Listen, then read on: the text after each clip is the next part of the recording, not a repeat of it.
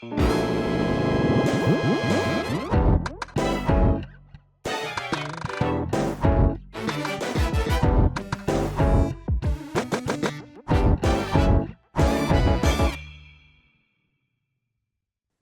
さんこんばんは。フォーラム8プレゼンツ玉木のスポーツジャーナリズムの時間がやってまいりました。 MC のフリーアナウンサー川島典子です。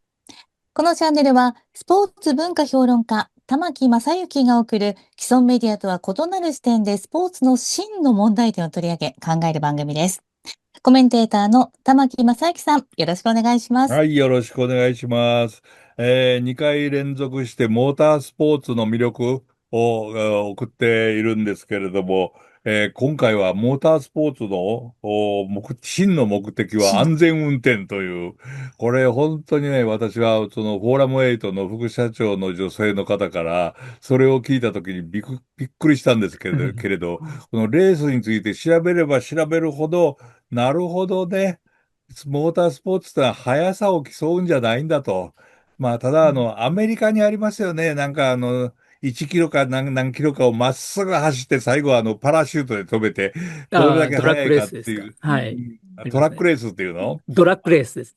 ねえ、あれはつまらないね。はっきり言って。いや、まあ、あれはあれで面白いんですけどね。あ、そえう。どれだけ早いかっていうやつですけども、ゲストに、小崎さんをもうお迎えして、はい。モータースポーツのことを喋っていますけれども、実は、私はF1 に、それこそ、アイルトン・セナとか、マンセルとか、プロスうん。トなんかが活躍している時に、90年代ですね。ですね、はい。取材に行って、フランスのマニクールのはい。開会式、会場、今はマニクールはやらなくなりましえーったけれども、と、お第1金が払え回目、なくてそうらしいですね。やってないですよね。第1回ももうフランスに取材に行ったことがあるぐらいで、その時にミナルディというイタリアのチームにお世はい。話になりまして、あの、弱、今はないですけど。今はないです。その当時から弱いチームで、実はえミナルディのというのはどんなチームですかって聞いたら、エンジンよりも、料理の方に力を入れてるチームえだって言わえれたときに、フェラーリよりパスタはうまいって言われてましたかいやー、うらね、まかったね。当時。私はへ食べましえ。たけどね、えパスタもうまかったし、それからエスプレッソもよく最高だったし、ええそれからもう昼間っからシャンパン、振る舞われていて、なんかもう、あれは最高でしたね。ただまあ、そこのミナルディの親玉の人が、たまには勝ちたいと。言うんで頑張ってジャンカルロ・私、ミナルディですミナね。ルディ、そのはい。ミナルディさんが、私に、私が行った時にちょうど、フェラーリの V12 のエンジンを積みましああ、てね、はい。これはね、驚きましたね、私も。本当にね、エンジンテストっていうのはい。を、フェラーリのでっかいエンジンが目の前にあるわけですね。そはい。こで、吹かすわけですよ、思い切り。で、そうん。の横に私立ってるわけですね。隣の人もとかもいるわけですけれども、耳栓つけずに、耳が痛くならずに、周りが全部音で満たされるというか、もう隣の人とも何にも話できないで、何の音も他に、ウィああ、ー聞こえないですね。ンという音がした時には、うわー、エンジンってこんなに綺麗な音がするんかと。いうのびっくりしうましたですん。ね。で、私その後に、オペラ歌手のルチアーノ・パパロッティというテノール歌手の方が真横にいるときに、あの、ラ・ボエームというオペラのね、アリアを一曲歌ったんですよ。その時にはい。思いっきり声出して、練習の時であったんですから、練習だからほとんど声出せないんだけど、その時思いっきり声出して、パパロッティが歌った時、真横にいた時に、フェラーリのエンジンの音と一緒だと思いましたね。うこれん。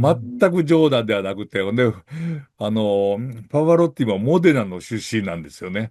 うフェラーリのん。本社のあるええこれはね、なんとか今でも、これ喋りたかったっていうだけの話ですけれども、まあ、も V12 って一番高い音がするんですね。ね、V8、V10、っていうね、V12 って。はい。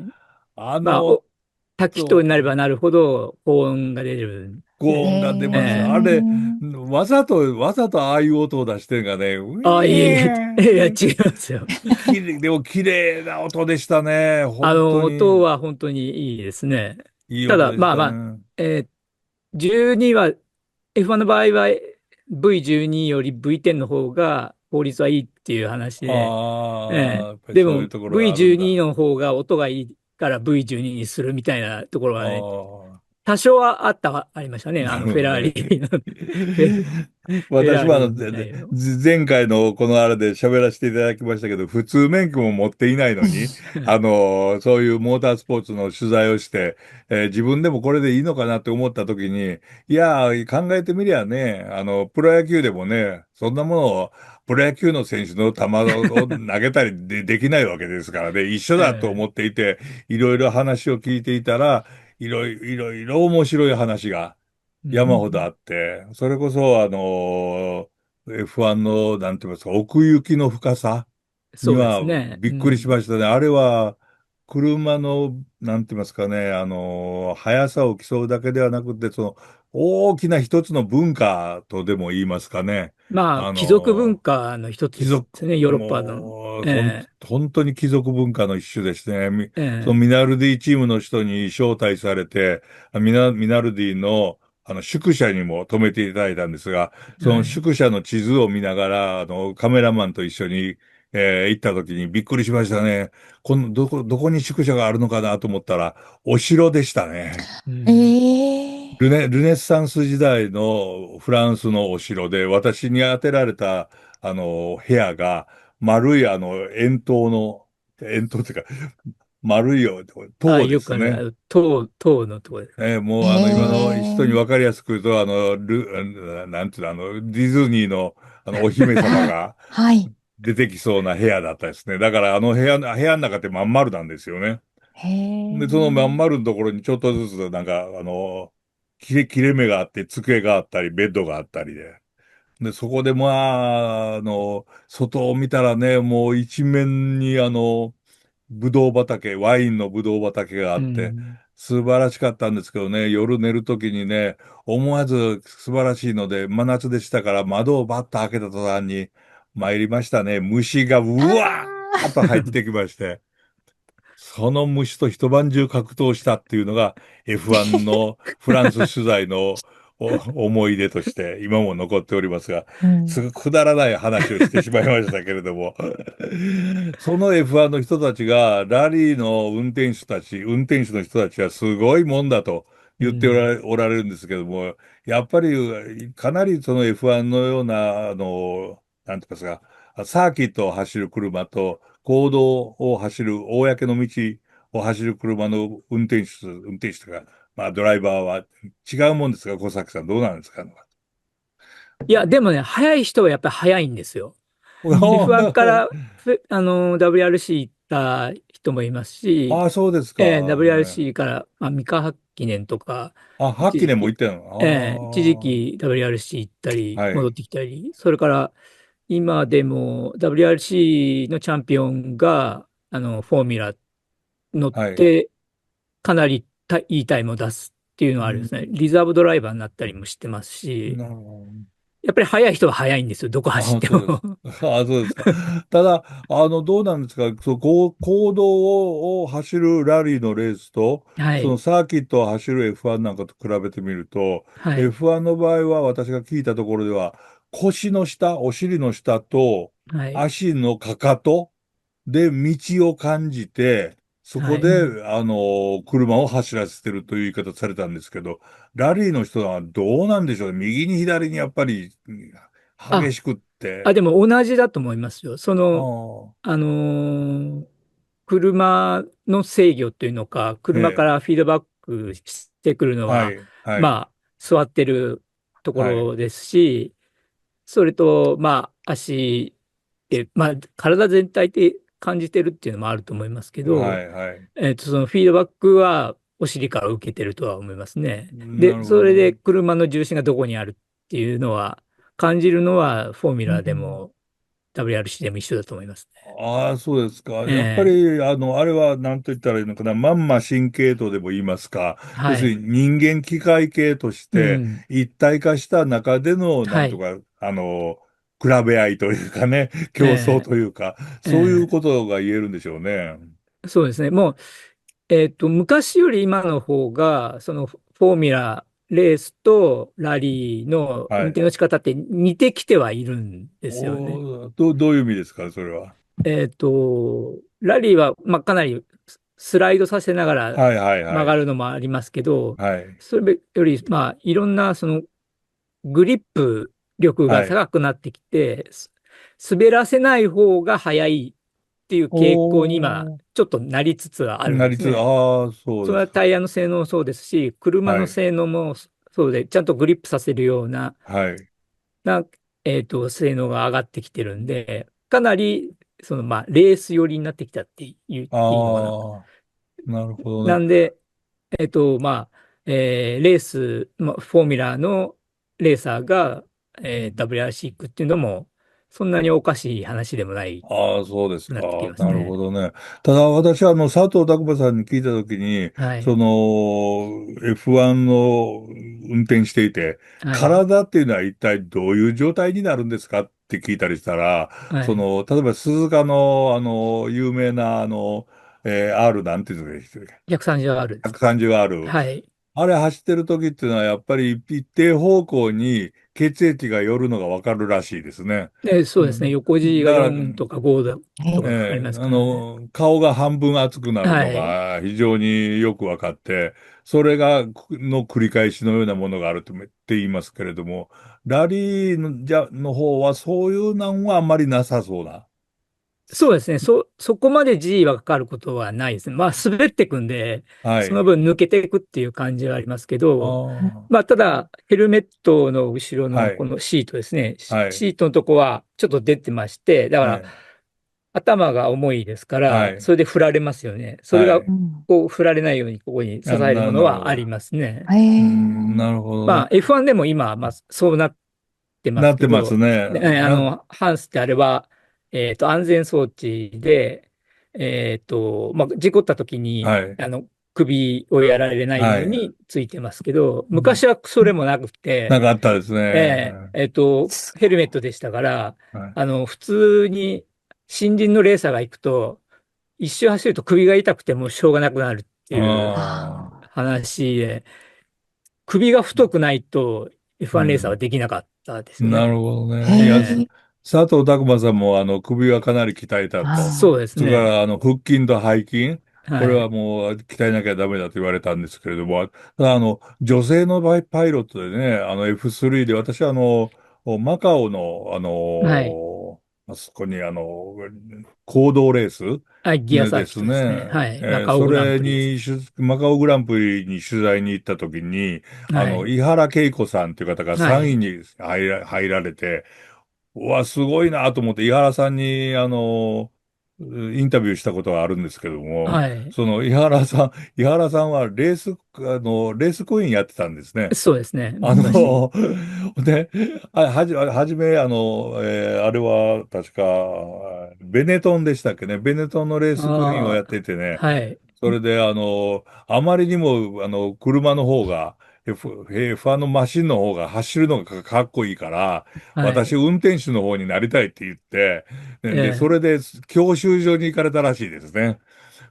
まあ、そうですね。確か、私インタビューした時、それ言われてて、と思ってびっえくりしたんですけどね。ほんで、教免許習所取ったんですね。に行って、まずクラッチ、ブレーキ踏んでって言って、クラッチって何のことかわからなかったって言われて、そんな人が、パイロットって言われる、そのドライバーになっていいのかと思ったんですけど、それでも、やっぱりなんて言いますか、気合を入れて練習されたら、マカオグランプリで優勝とか3位に入るぐらいのう実力になん。るってすごいもんですね。うん。考えてみたら。今、確か、愛知県にお住まいですよ。ああ、井原さん。そうですか。やっぱり確か。愛知県とか近辺っていうのは結構車のあれがトヨタがまあまあ、そうですね。ト影響かな。ヨタがありますし。でも、井原さん、日産の取日産です。締日産の、役はい。でしたよね。そうですね。一時期。佐藤え拓磨さんなんかもF1 で活躍された後、インディーカーの方に、はい、まだイ変わンディられて、やってますね。インディーはい。で日本人初の、インディインデ500、ィにご用、インディアナはい。ポリスのね、レースに2回優勝されていそうです。るという、でもまあ素晴らしい。でもね、佐藤拓磨さんもそうなんですね。早稲田大学行ってる時に、はい。車のことが何もなかったから自転車部なんですよね、あの方。ああ、そうですへね。自転車うえ。まいですよね。はい。同じタイヤだから、いいだろうと思って、自転車も入ったって言われたんですけれども、本当ですかって言ってたんですけどね。でも、それから、鈴鹿のサーキットにスクールみたいなものがあって、はい。それに応募したときに、年齢がギリギリだったのかな。若くないとダメで、ああ、確か20歳かなんかで。うん。それでギリギリなのをもう一生懸命運動をして入れてもうん。らったっていう、そこからそのドライバーの、道はい。が始まったっていうふうにうん。言われてましたね。やホンダっぱり、のジュニアスクールですよね。普通はそのヨーロッパの、なんとか、レーシングドライバーっていうのは全部なんとか、子供の用のカートはい。から始めて、はい。それから育つのが普通ですけれども、はい。たくまさんはかなりこう、異端児というか、考えてみたら、す井原恵子さんも、かうん。なり異端児の方にそうですね。入って大いて、人から始めて、一番上まで行くっていうのはかなり大変ですね。ですよね。ええ。でもそれをやられたっていうのはすごいなとう思いますん。けれどもね。うん。でも、どうなんですかね。モータースポーツの一番面白いところ、一番興味深いところって小崎さんなんか何だと思われますか、これ。そうですね。まあ、車とその人間、モータースポーツって、スポーツですって言えるじゃないですか。うん、言えます車がね。半分以上はい。ね、支配されてるのに、はい。その、だから機械と人が一緒になってやるっていううところがん。面白いかなと思いますね。そうですね。まんまええ、神経と言いますけれうどもね。ん、まあ、だからその人間の体というのも、どういう体がマシンにマッチしているのかっていうようなところもそうですね。あるでしょうし。F1 ドライバーはあんまり背が高くない方がいいんですよね。いや、それへは、え。私言われました。え F1 の車に、実験で乗せてもらいましたけれども、え、あまりの狭さに、えびっくりしましたですね。私、身長が、まあ、若い時で180ありましたですかえ、ら、ええ。F1 には全然向かないって言われまして、あの時に一番大きかったのがマンセルですかね。マンセルがマンセル、そうですね。1メートル80ぐらいあったんですけど、セナにしても、プロストにしても小そしてさかったでも小さいですかすね。すらね。ごくです。で、そしマンセルて、は大きすぎて、車に一回乗ったら出られなくなっちゃって困ったっていうへ事え。件がありましたね、一なる回。ほどね。当時ね。で、F1 のシートはい。っていうのは私その時聞いて、これシートじゃないですねって言ってたんですけども、パイロットの体に合わせて石膏で作るああ、らしいそうですね。ですね。そうです。はい。要するにカーボン、今もカーボンですね。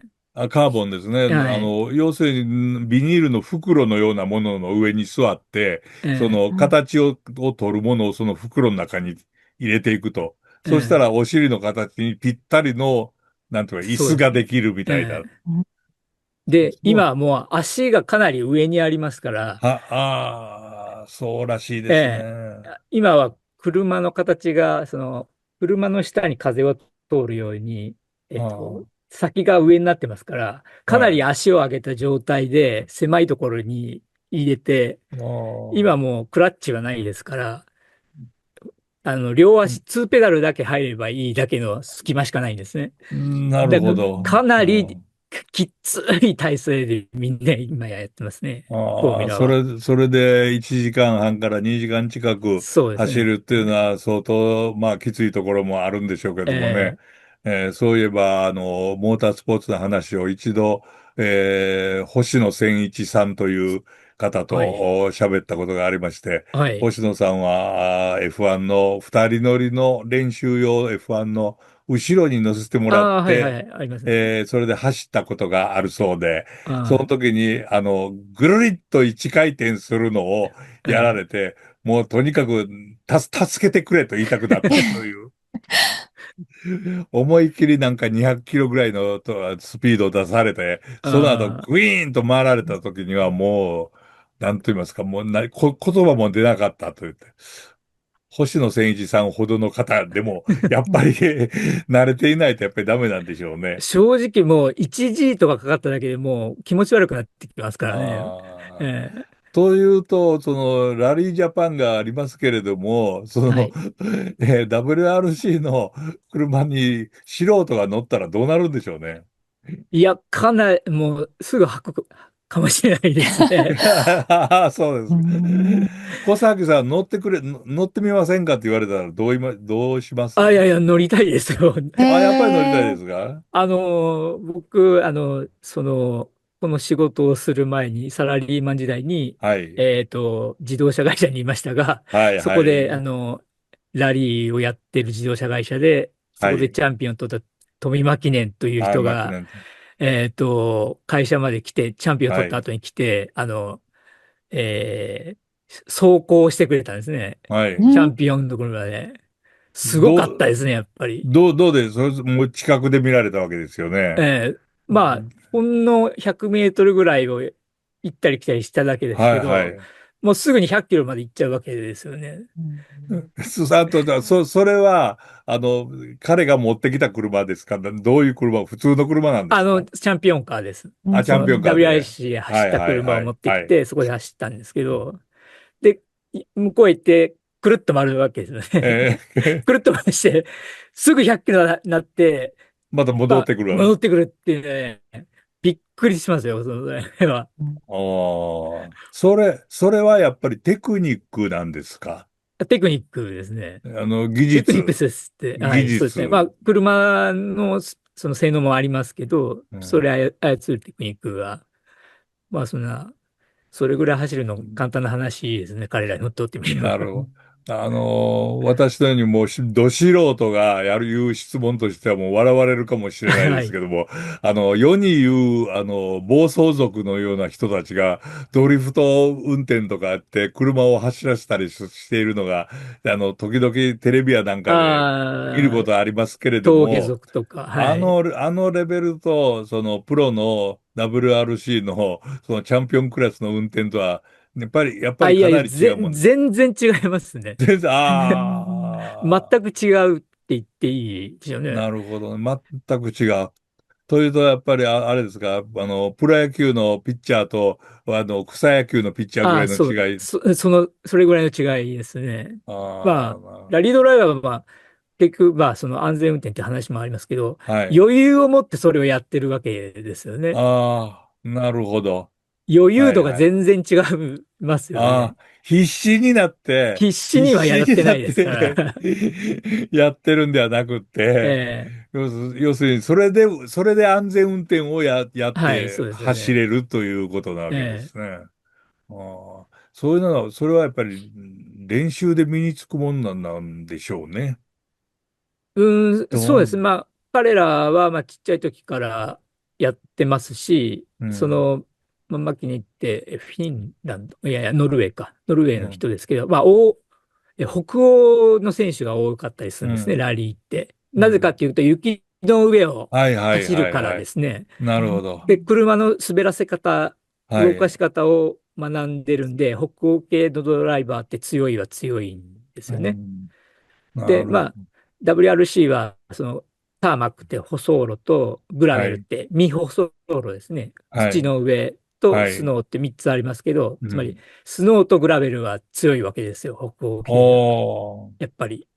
なるほどね。で、今まあ全部、大体強い選手が多くなってきましたけうん、ど、うん。雪だけはめちゃくちゃ強いってあいうドライバーがあ、いたり、ターマックだうん。けはめちゃくちゃ強いっていうのは選手がいたりはしましたね。今、いやまあああ。もうオールラウンダーが、まあ、ほとんどですけどね。それは全部技術の方で、マシンの方で、要するにタイヤの、はい。凄さとかで、こうカバーできるようなものにはならもないの？のではないですね。今、あレギュレーション的には、ワンメイクだったり、あ、はい。車の性能を均一にしようっていう方向に行ってまして、まあ、うん、タイヤはワンメイクですし、ハンコッうん、クのワンメイク、それから、エンジンも全部決まってるんですよね。はい、はい、大きさも決まってますはい、し、馬力も今、馬力規制も380キロかな、今年は。はい、380馬力ですから、はい。ほぼ均一になってるんで、なるほど。違いは、そのドライバーのテクニックの違いっていうところになるように、うー今のレギュレーションになってん。きてます。なるほど。さあ、まあ、この2回にわたって、そのモータースポーツのことばっかり、うん。話してきたわけですけれども、はい。これ未来のスポーツとしては、どこまで、どのように変わっていきますかね？これはですね、非常に難しいところがあるんですね。そええ。の WRC も実は今年、そのハイブリッドだったのをやめたんですね。ハイブリッ今日、ドというのは、要ハイブリッドするに、エンジン、電気のアシス電気、ト、はい、このガソリンと、はい、3年ぐらい内燃機関プラス電はい、気の電気、ハイブリッドで競ってたのを今年はもうやめました。やめてで、どうなったんですか？えっと、やめ、単純なガソリンのエンジンのお車になってますね。それはなんか理由があったんですか？一つは重すぎるというのと、おー、その、それをつけてることによって、えっと、重さでこう変わってしまうんですね。えっと、リアについてるんで、うん。リアがああ、非常にリアヘビーになってしまっうて、車ん、の性能がちょっとおかしくなっちゃってるからともいうのと、うん、ハイブリッドの、電気部分は、えーはい、ワンメイクだったので、うん、それが、性能がなかなかいまいち出ないみたいなのがあうって、ん、やめてしまいました。それから なるほど。F1 もですね、うん、今ハイブリッドエンジンなんですけど、はい、ハイブリッドの仕方をちょっと簡素化しようっていう動きになってますうね。ん、それはお金がかかりすぎるんですね、開発に。おなるほど。う開発ん、にお金がかかるんで、それは、えー抑制していこうっていうバジェットキャップみたいなのを う F1 やん、ってます。それからまあ、はい、ラリーもやってます。うん、なんで、お金がかかりすぎると、うん、みんなが参戦できなくて少なくなってしああ、まううっていう、ん、今ちょうど WRC も、3メーカーしか出てないんですよね。はい、なるほどね。昔は日本、トヨタも、それはい、から三菱も、スバはい、ルも、はい、日産もやったこともあるし、はい、スズキも出たこともありましたけど、おー、今トヨタの一社しかいないんうん、ですね、日本は。うだからん、出づらくなるんで、お金がかからないなるほど。方向にしようっていうことになりつつあります。うそうすると、ん、また元の内燃機関オンリーになるのかなっていう感じもしないでもなういですん、ね。それはまあ、その社会の動きから言うとちょっと外れてるかもしれませんうけど、ん。まあ、そのノスタルジーかもしれませんけど、フォーミュラー E ってありますよね。はい、電気エンジンだ電気エけど、ンジンの。電気モーターですはい。ね。はい。あれ、見ててもね、中面白くないんですよね。やっぱり音がしないと。まあ、フォーミュラ なるほど。E の方が、フォーミュラ1より早かったりもするんですけど、なんでモーターだったらあれ面白くないんでしょうね。私ね、もよくわからないですけよくわど、かんないけれども、私モーターのやつはちょっと現場に行けなかったんですけれはい。ども、東京でやりましたよね。ええ、それテレビで見ていても、はい。なんかいまいちなんか面白くこないですう、よね。はい。それで、それこそ F1 でもエンジン、要するに内燃機関はい。で、はい。やったら、音といい、雰囲気といい、まあ、もっはい。と言うと匂いといい、ええ、それからまあ、鈴鹿で言うならば、レースの、アタックやってる日に、はい。白子の駅に行くと、はい。そこまで音が聞こえ音がると聞こえます。いう、え地上で一番大きなえ、音えが鳴り響いている中での、レースとえ、いうのが、電気自動車にはええ。なぜかないといまあ、う。未来の形としてフォーミュラ E って始まったんですけど、うん。やっぱりあんまりね、その人気がないんですよね。世界的に見てあも。